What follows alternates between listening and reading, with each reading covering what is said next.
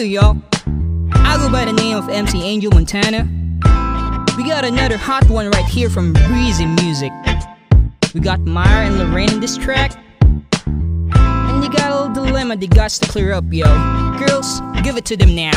Ano kaya ang gusto niya sa isang babae? Sana nga ako na lang, dahil siya ang tipo kong lalaki. Kaso lang parang may gumugulo sa aming dalawa. Sa kanya ay di kong masabing ang tunay kong nadarama, dahil ayokong masira ang pagkakaibigan namin. Oh, paano ba? Sino ba? Parehas tayo ng gusto.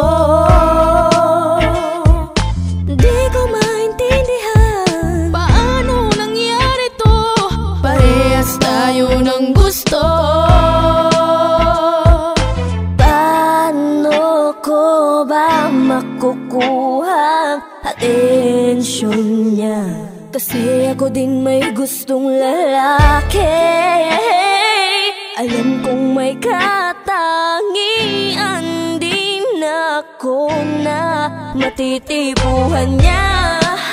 Subalit may isang babaeng umaaligid sa kanya, pero wala akong pakialam, basta ako mahal kita. Kaya ang payo ko lang sa kanya, tigil niya na. Oh, paano ba? Sino ba? Parehas tayo ng gusto.